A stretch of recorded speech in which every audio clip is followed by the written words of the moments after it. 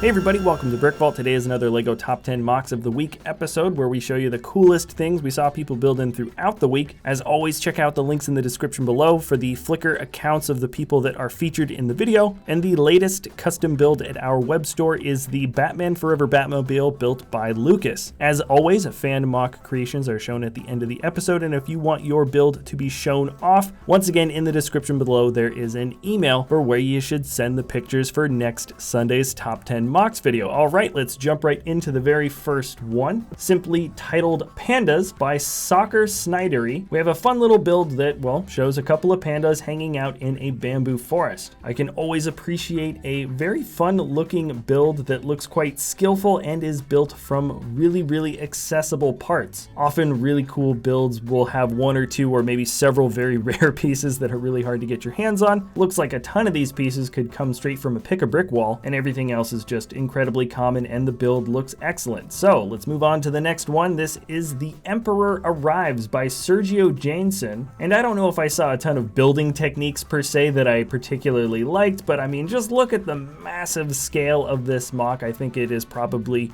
very accurate to the actual scene from the movie. I believe the ships are all ships from just Lego sets, and this is just one massive stormtrooper army and a ton of black tiles. It really does look cool. This was sort of a very shiny black floor, and this is a build that, if at a convention, would be very much ogle-worthy. Number 8 here in the lineup is Marcus Rollbler, and the build is called Of Rust and Gasoline. Looks like we've got somewhat of a period piece, not quite a vignette, something maybe a little bit bigger, and we have what looks like Ben's Garage, a Texaco fill station. Feels like a very small sort of maintenance shack and fill station that is set maybe in the 1930s, with some great build for vegetation. Probably my favorite bit of the build are these pine trees. I think they're pine trees. Very interesting sort of design here with the ton of brown whip pieces making up some smaller bending branches, and those dark red clip pieces really add a fun element. Despite the run down and dried out environment, there's lots of good color involved in this build too, and it's definitely a build taking a closer look at if you want to absorb all the details. Now this next build here by Leonid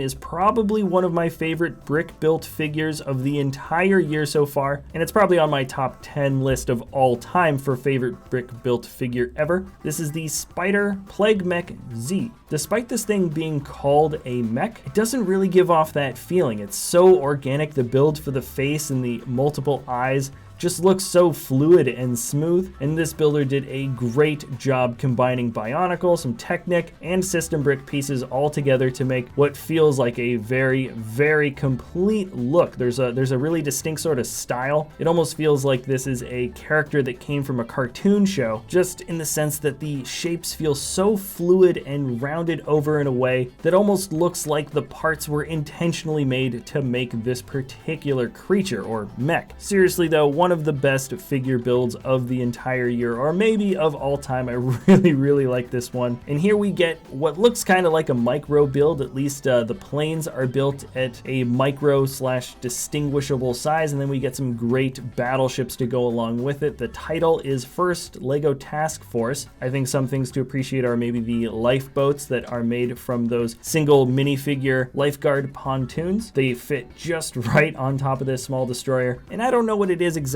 about this build that really grabs me, but I really get the sense that the builder found just the right scale to include just the right kinds of details. But in this particular case, I think Pena, the designer, really hit the sweet spot, so to speak, in terms of creating just the right amount of details to include. Perhaps it's because May the 4th has just passed, but there were plenty of awesome Star Wars builds, some really cool highlights this week, so I'm trying to restrain myself, but this particular build was just so much fun. This is simply titled Jawa by Jacob Sadovich, and I believe those cloth pieces came from a Star Wars buildable figure before. Those satchel pieces that go around a minifigure's shoulder make up the ammo straps that cross the Jawa's torso and back. You can see that there are a couple of lights that poke through. Really cool stuff. I love this Jawa, built at a really fun scale. And yes, in case you were wondering, I do believe all of the pieces included in this particular build are 100% Lego parts, including the cloth. Now Now, moving on to number 4 in the lineup and everything further down, they're all structure builds and they're all amazing. You can kind of choose your favorite as to which ones you thought might have been the best for this week. The first one I'm showing you here is Finians Shipyard by the builder Arjan. If you read the description from the designer or take a look through their Flickr, this is just one build from a larger harbor layout, and this guy doesn't just specialize in very detailed structures and or vehicles, but here you can see there's also a pretty sophisticated lighting system also built into this particular MOC. In particular, I love the detailing that makes up the roof. The rock detailing also feels a little bit more rocky compared to a lot of common designs. Now, this next build here is kind of insane. This is from the designer Fraser Ratzlaff, and the title is Castle Lorne. In terms of fantasy builds, I haven't seen anything built quite in the same style. It's just so tall. It's this massive, tall, fantastical tower, and the long, slender builds that we have here really adds a lot to the fantasy element. Often builds that show off things similar to this are just fun castle builds with great nature and some sort of fantasy creatures and or people kind of added in here, but the entire universe of this build in and of itself is just, I mean, the structure just doesn't make any sense, but it looks so cool. Now, I don't always put dystopian futuristic cityscapes at the top of my list, but often I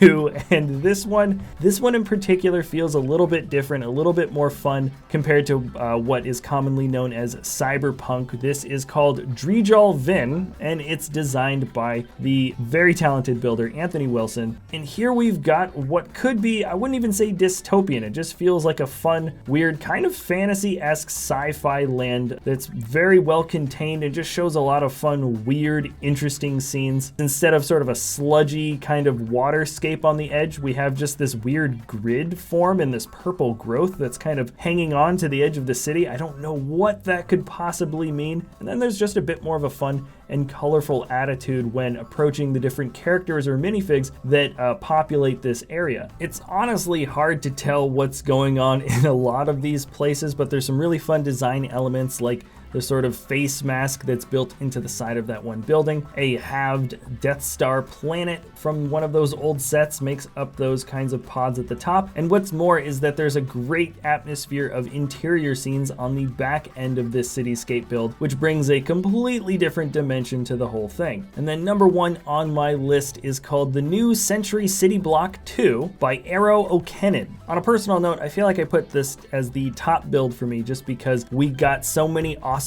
designs that I really feel like could be implemented in a more grounded city setting. Just some great architecture approaches. Every building has such a unique approach. Each build style feels totally different, yet they all kind of fit together. The studded exterior of this gray tower is surprisingly awesome. There's a fantastic archway effect at the bottom there by the hallway. The tan structure has hands down the best glassed dome top for any tower I have seen. Some really fun ornate sort of sculpting details towards the front as well by that peaked roof, and I've never seen anybody do a brick cylindrical build quite as nicely as we have here. I'm not even mentioning that incredible colorful structure that has the Statue of Liberty minifig as an ornate sort of sculpture decoration. I highly encourage you guys to take a closer look at this build because I see new design approaches for almost every aspect of all these buildings. There's really so much to absorb here. And with that, those were my favorite builds of the week. Let me know what you guys thought was the best. Also, I did leave links for a few others that didn't quite make the top 10 list, but I think there might be 13 or 14 links total. Also, if you want to send in your own fan mock creations, you should check out the description too. There is an email and also just kind of a format in which we like you guys to submit some pics. Anyways, here's the fan mock creations section. Thanks a lot for watching, everybody, and we'll see you next time at BrickVault.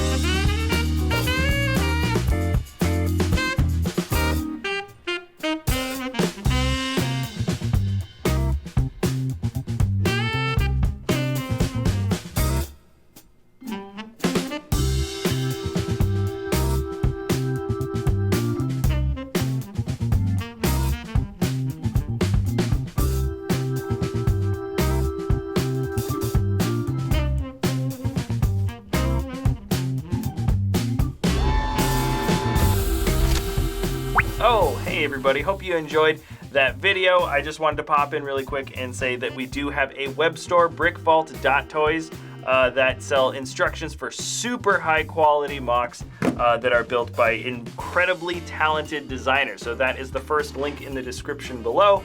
And also there's other videos too. We've got other things if you want to watch that. All right, thanks again for watching, and we'll see you next time at BrickVault.